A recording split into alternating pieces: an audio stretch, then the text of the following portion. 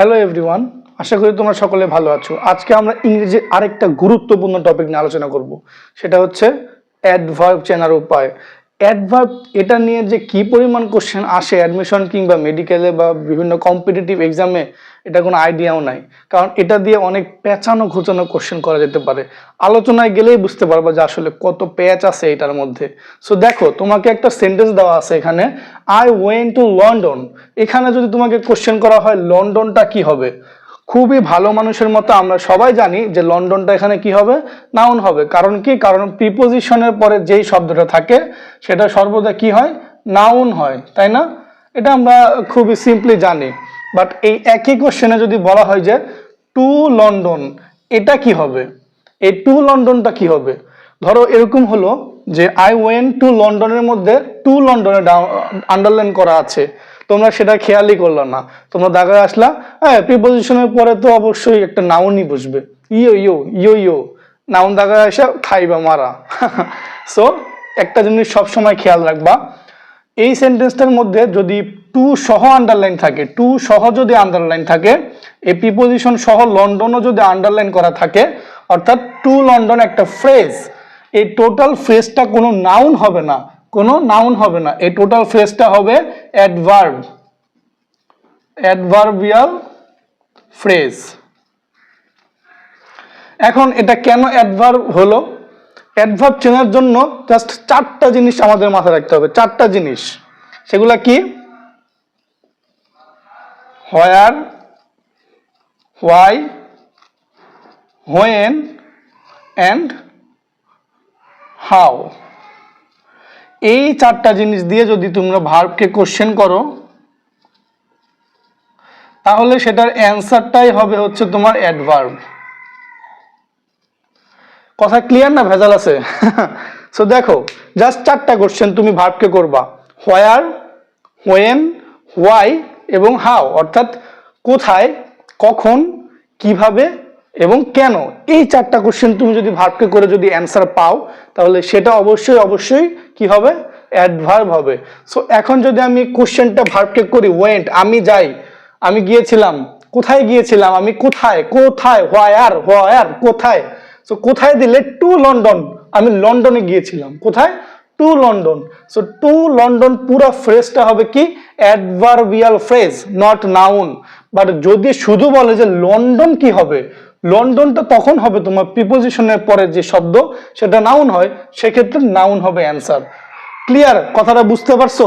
এখন যদি আমি একটা বড় সেন্টেন্স, এক সেন্টেন্সে তোমার অ্যাডভার্ব ক্লিয়ার করে দেবো, এখন দাঁড়াও, জাস্ট একটা সেন্টেন্স, জাস্ট একটা সেন্টেন্সে তোমাদের অ্যাডভার্ব ক্লিয়ার হয়ে যাবে, একটা সেন্টেন্সে। So I went to London yesterday with my friends by aeroplane to meet। এই সেন্টেন্সটার দিকে তাকাও, এই সেন্টেন্সটা জাস্ট এই একটা সেন্টেন্স দিয়ে তুমি অ্যাডভার্ব ক্লিয়ার হয়ে যাবে। জাস্ট জাস্ট একটু মনোযোগ দাও। I went to London yesterday by aeroplane to meet। এই সেন্টেন্সে কতগুলো অ্যাডভার্ব দেখতে পাচ্ছ তুমি? এখন যদি আমি একটা একটা করে তোমাকে জিজ্ঞাসা করি, কোশ্চেনে দেওয়া আছে টু লন্ডন, তুমি জানোই না যে এটা পুরো একটা ফ্রেজ, তুমি ভাবলা টু এর পরে নাউন বসে, তুমি দাগায় দিয়ে আসলা, এটা হচ্ছে নাউন, ক্রস, ভুল হয়ে যাবে। সো এর আগে ক্লিয়ার করেছি, হোয়ার, হোয়ার দিয়ে কোশ্চেন করবা কি, ভার্বকে। হোয়ার আমি গিয়েছিলাম, কোথায় গিয়েছিলাম, কোথায় গিয়েছিলাম, টু লন্ডন গিয়েছিলাম, এটা কি হবে, এটা হবে অ্যাডভার্বাল ফ্রেজ।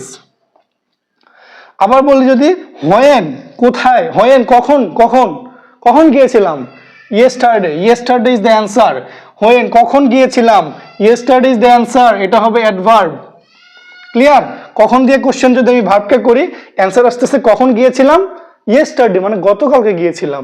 আবার যদি কোশ্চেন করি হোয়াই, কেন গেছি, আমি কেন গিয়েছিলাম, আমি কেন লন্ডন গিয়েছিলাম, কেন গিয়েছিলাম, with my friends by aeroplane to meet, কি করতে, টু মিট, দেখা করতে গিয়েছিলাম। সো পুরো টোটাল টু মিট এটা হবে কি, অ্যাডভার্বাল ফ্রেজ, অ্যাডভার্বাল ফ্রেজ। ঠিক আছে, টু মিট কি হবে অ্যাডভার্বিয়াল ফ্রেজ। কিন্তু যদি শুধু মিট বলতো তাহলে কিন্তু অবশ্যই নাউন হতো, কারণ টু এর পরে নাউন বসে। এই ছোট ছোট জিনিসগুলো যদি তুমি খেয়াল না করো তাহলে খেলা পথে, কারণ এগুলা দিয়ে অ্যাডমিশন টেস্টে অনেক বাস দিয়ে দেয়।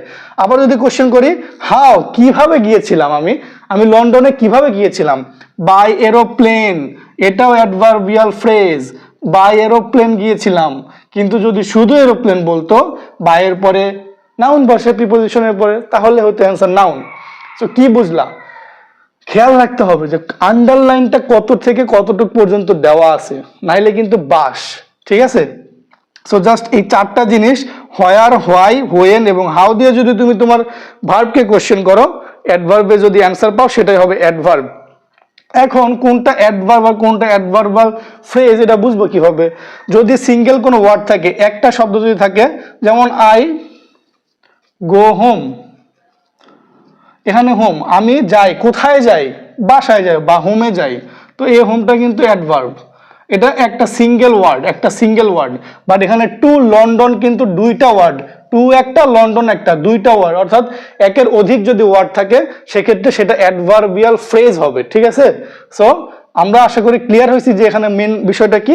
অ্যাডভার্ব চেনার উপায়ের মেন জিনিসটা হচ্ছে হোয়ার, হোয়াই, হোয়েন এবং হাউ। এই চারটা বিষয় নিয়ে কোশ্চেন করলে আমাদের অ্যাডভার্ব বের করা কোনো বিষয়ই না, পান্তাবাদ।